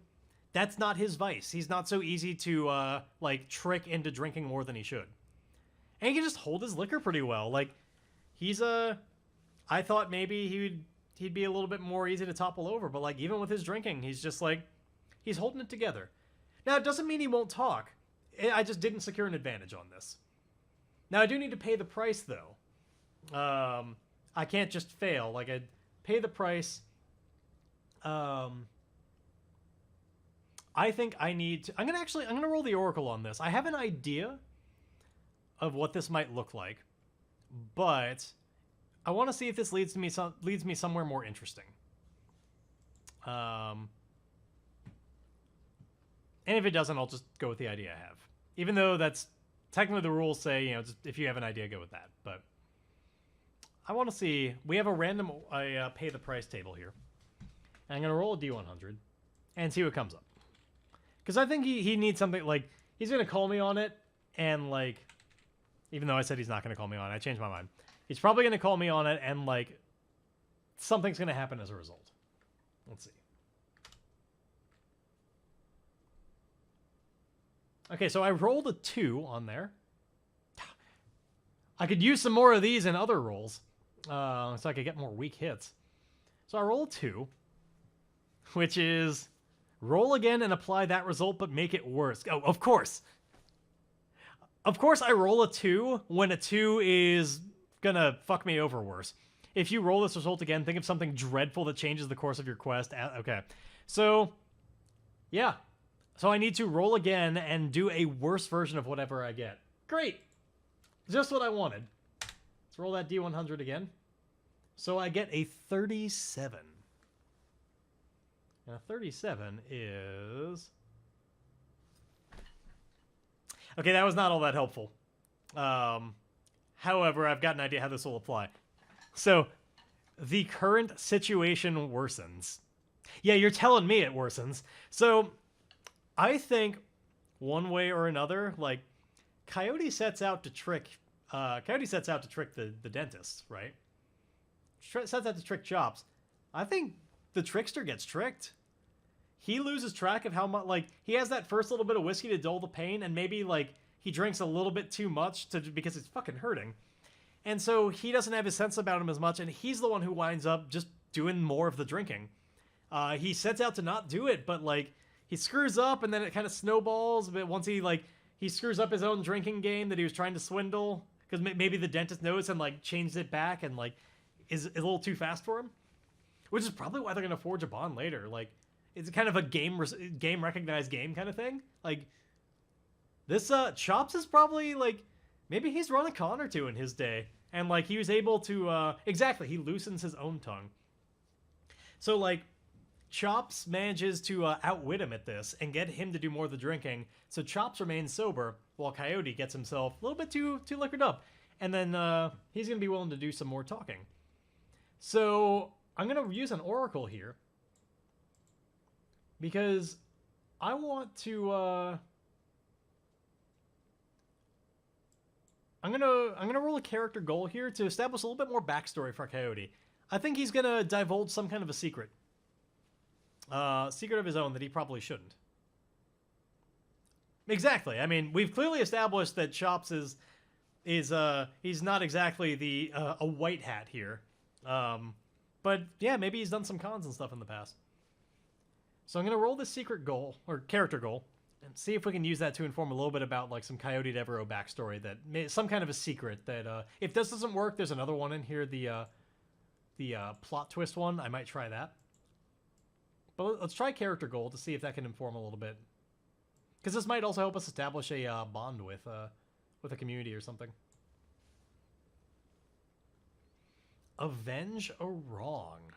Avenge a wrong is what we learned. So, something...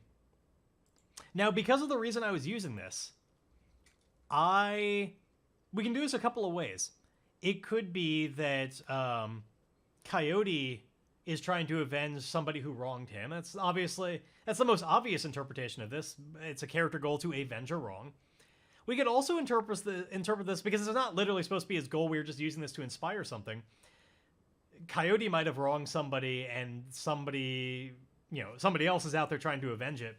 And maybe Coyote opens up a little bit about this bad thing he did. Because I want him to divulge something that is, like, bad. I want him to relinquish some dirt that Chops has an advantage on him.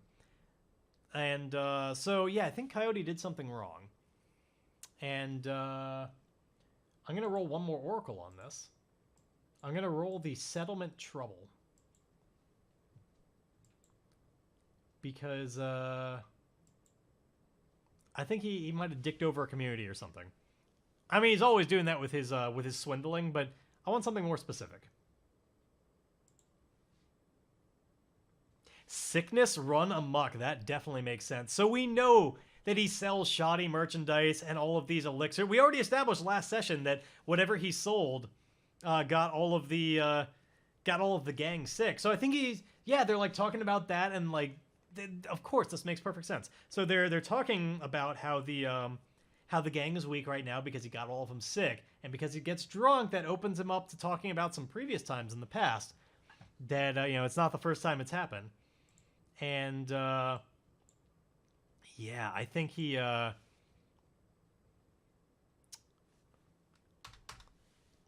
I think he went a little... It wasn't just like, oh, I've got a stomach bug. Like, he made a community very, very sick one time with some stuff that he sold them and told them that it was, a panacea. Like, it was something really great. I think we gotta go with, like, it was to, like, school children. Like, let's turn the screws a little bit here. Like, I think he sold some stuff to some school children, and they were especially unable to deal with the consequences of it because they're so little. I think it was a bad sickness that spread, and as a result, like, at least one of them died. I think there's definitely somebody died through this. It was spreading through the class, through some of the adults. They had to get out of there real quick. It went bad. And so, yeah, I think he opens up about this, of how, like, yeah, you could make the argument that Coyote is guilty of murder. It was not plans, but it's certainly not third-degree murder. So, yeah, he opens up about this a little bit. But, again, I, as a player, want the Doctor to open up about his own plans involving Red Robert. So, I think we're going to do a couple of things here. We are going to... where's the thing? I'm gonna use a compel. Because, like, even drunk as he is, he's going to try and, like, be like... So, you know, So that's my story. Because I think this is pretty recent. Like, this secret is probably one of the last towns they went to. It's not far away. Probably a very neighboring place called, let's come up with a settlement name for this. This is why we have all these oracles. There's another settlement named after a man-made edifice. So this place was Gibbet, named after the gibbets that they've got. So we have... I think there should be a place that, like, Philadelphia has kind of like just a very prominent bell, like a mission bell in the center of town. Maybe it's named after that.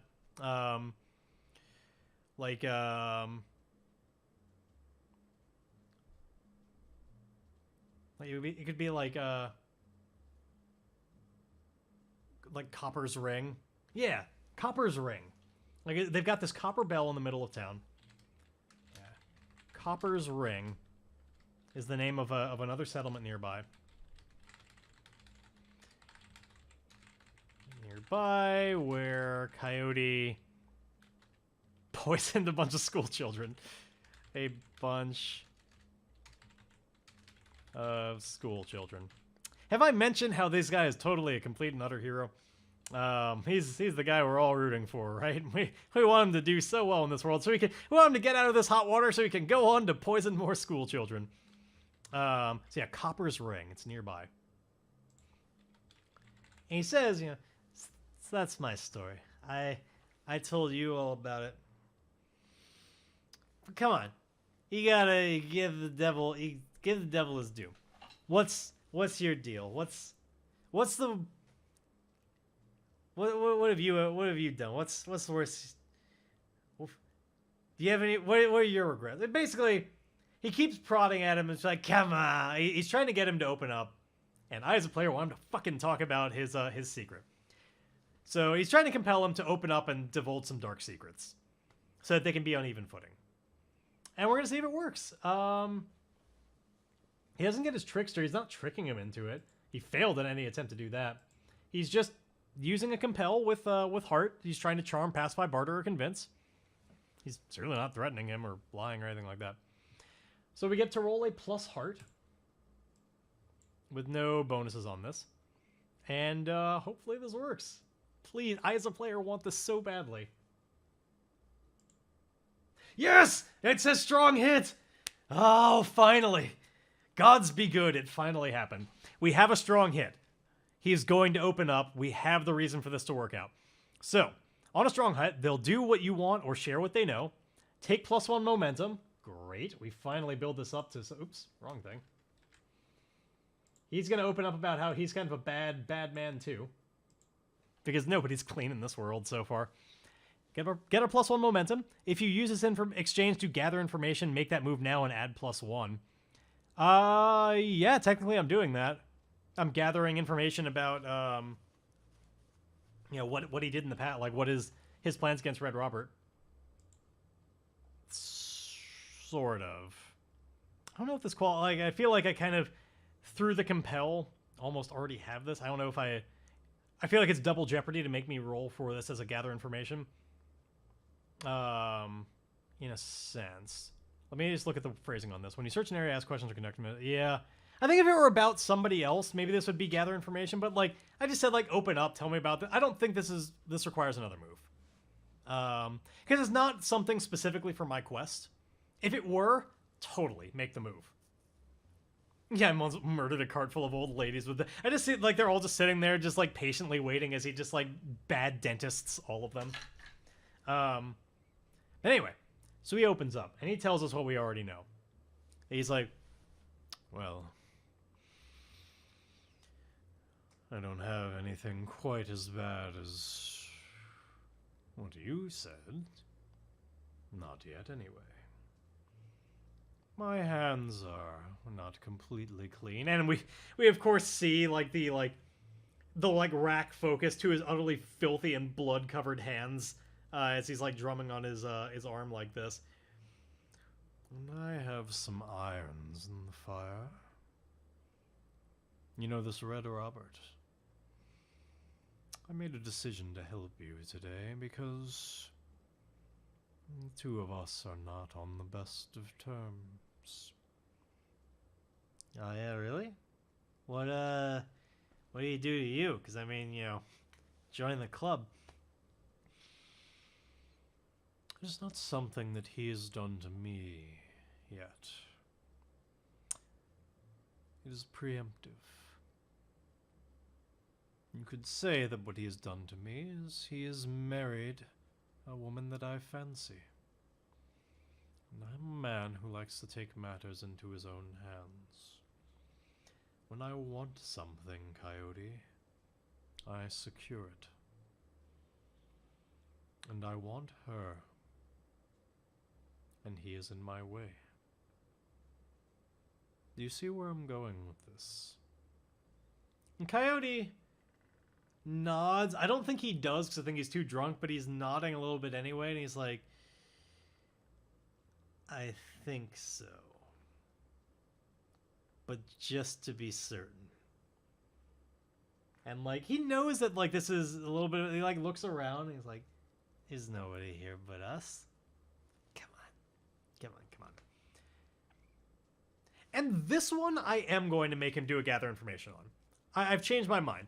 We're going to use this with the results of the last one where I still get that +1 because of the compel.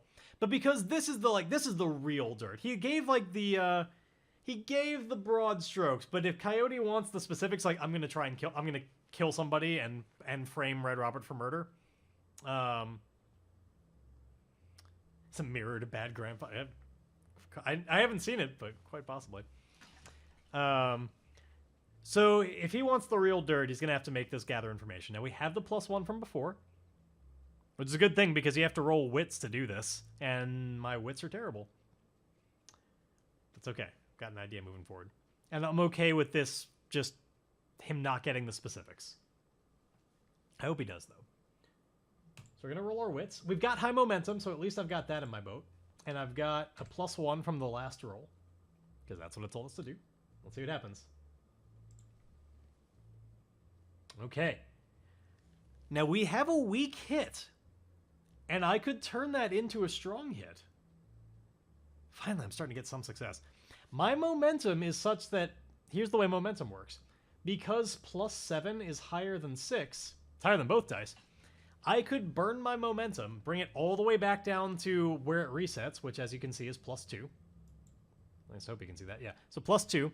I could move it all the way back down to +2 and cancel out both of those dice, pretend they don't exist, which would make this a strong hit. Now, let me look at what I get on a weak hit, because I don't know that it's worth it. I think I want to keep that momentum for something a little bit more important. But let's see. On a weak hit, the information complicates your quest or introduces a new danger. Envision what you discover and take +1 momentum. I'm okay with that. I'd rather keep building my momentum. So, move this up to a +8. So that I'll almost certainly be able to turn anything into at least a weak hit, if not a strong hit in the future. So how is this complicated? I'm gonna do a plot twist. Because I think so he tells me about this plan to kill somebody. And the plot twist, the one I'm thinking of right now, very well could be something like, there's a reason that person is important, like maybe I know them or whatever. Maybe it's problematic. But I'm going to do the plot twist and see what it comes up with. What is the complication? How does this complicate my quest that he wants to do this? That he's going to frame Red Robert for murder?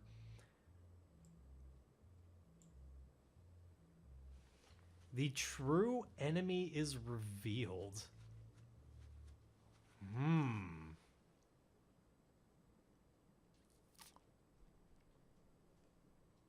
How do I tie that all in? I mean, obviously he's being villainous right now. So, like, that's hardly even a twist. We know he's like, I'm gonna use my medical expertise to make sure somebody doesn't survive. So, in answering this question, let's think through, like, logistically, how would Chops do this? How would he make it so that it looks like Robert is the guy who killed this person?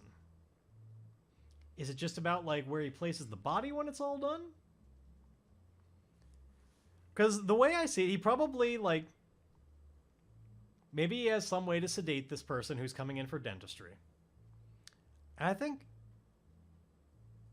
he doesn't care who it is. Maybe it's, What's up, Average Genius? Welcome. Yeah, like, maybe he doesn't care who it is. I think he's gonna sedate this person who's coming in for a procedure. And then, like, kill him in a way that looks like Robert, and, like, place him in a way that's, like, it's clear that, no, I know.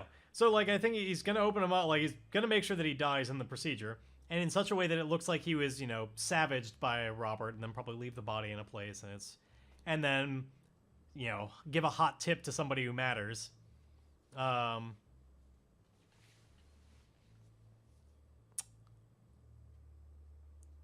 I want, like, we need to have a twist here.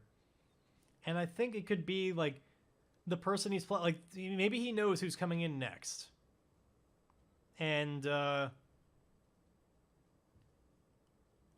think it's, we could just have it as, like, okay, how about, like, he's the enemy of law and order. Like, the sheriff is coming in next. Or, like, the mayor, whoever's in charge of this town. I don't know if we have, like, I don't know exactly how these settlements govern themselves at this point, because it's not exactly the Wild West of before, but, like, there's somebody in charge here. A sheriff or a mayor or something. And I don't think he has any qualms with killing him. He's the one that's next. Like, maybe they have their own beef as well, or maybe he just does not get it. Like, he's just a complete, like, we've talked about how he's just this stony cold person. Like, maybe it just makes no difference to him.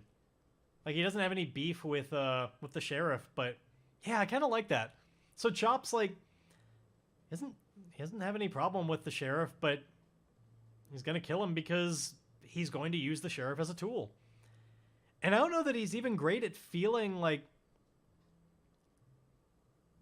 the love that he thinks he has for this other person that is dating Red Robert, or married to him, or whatever. Yeah, married to him.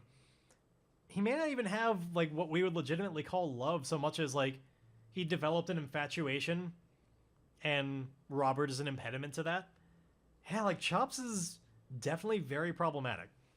And I think it's just, that's kind of dawning on Coyote through the course of this conversation. That, like, he's, again, dealing with a very problematic person. And, like, he needs to keep this person happy because we see how he's willing to use people as tools to get what he wants, no matter what that means. Now, we do need to wrap this up shortly, so here's the final thing I want to do to put a bow on this before we move on to, well, signing off and getting ready for a session 3 next week.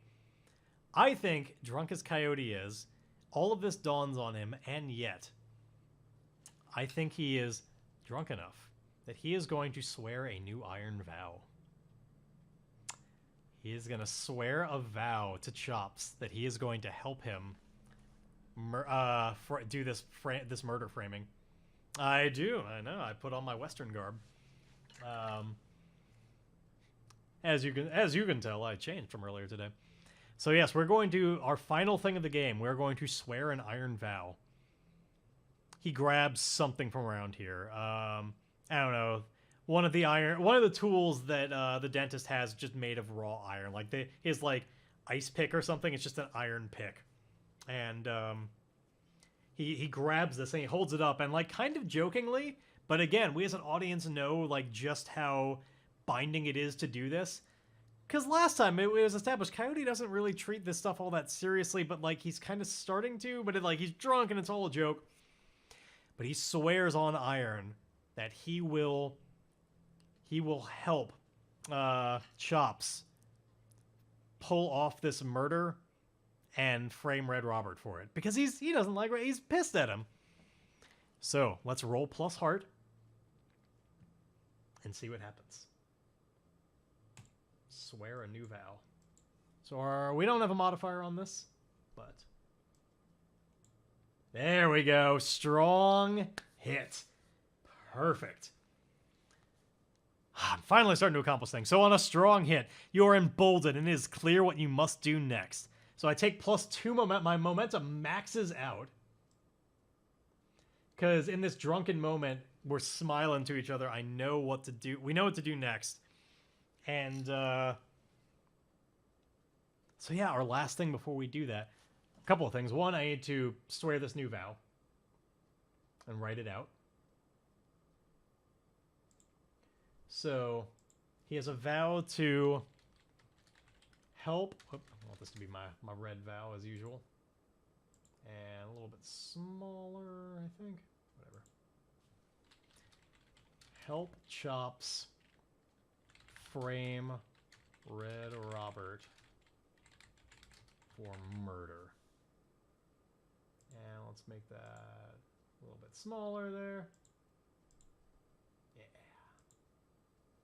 Move that down just a little bit. And finally, we need to set the level of this quest. Now, I don't think it's that problematic. I think they're going to be doing it through enough deception and everything that, like, I think this is only, honestly, a troublesome quest. I don't think it's that bad. I think they've got... he's coming into it already with a little bit of a plan. I don't think there's that many components they have to set up. I think they just have to... Like, Coyote's part is just going to be about getting the body in the right place and then getting the tip and everything. Like, basically, Chops will do Chops will do the wet work, and then Coyote will just get the body to the right place and then alert the right person to get basically the town get the town up in uproar against Red Robert.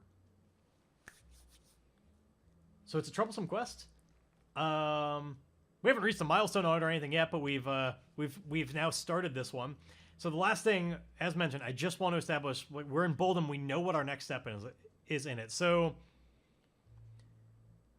yeah, I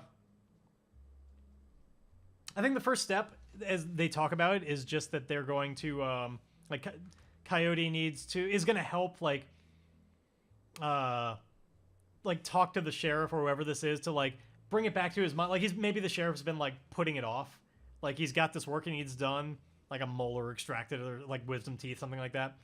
And he's got work that he needs to have done, and he keeps putting it off. And I'm just gonna it's my job to get him to come in, and I know that's the next thing I got to do when I eventually work on it. But I also know that that is taking a backseat to finishing this first quest. Yeah, I think we're going to end there. We've got just 6 minutes left. We're just going to do a little bit of a wrap-up. And we'll tune in next time to see exactly how they continue this quest and work together to bring down Red Robert. So, I hope you have enjoyed this episode 2 of Ironsworn Western Frontier. Yes, I have my pocket watch on as well. Granted, I need a new battery for it. It is not... the hands have not moved in quite some time. But, yes, so I hope you've enjoyed this. if you're coming late and missed this one or last week's, you want the full context of what has happened, there is a link down below to my YouTube page. Episode 1 is already on there. Episode 2 will be up later tonight. I'm going to start it uploading basically as soon as I stop the stream. And, yeah. Hey, did you like this game? Was it intriguing to you, the idea that you can play something entirely without a GM because the mechanics are just going to help drive the story forward and give you enough randomizers to help you come up with the story? I had no idea where this was all going. This has taken all sorts of twists and turns just by virtue of the randomness that the game allows you to do. Maybe you'd be interested in trying it out for yourself. I heartily encourage you, I'm going to put a link in chat right now. I heartily encourage you all to check out this website, ironswornrpg.com. All of what I've been doing is available there for free. Or hey, did you really like it and you're like, I really want to support this kind of cool indie game? You can buy a hard copy of it and support him. I've not done it yet. It is my plan to do so, though. You did, and you'll watch both again. Just nice. Yeah, keep yourself up to date. I like it, Wooden. Yeah, so these will both be on there, and if you want to catch up.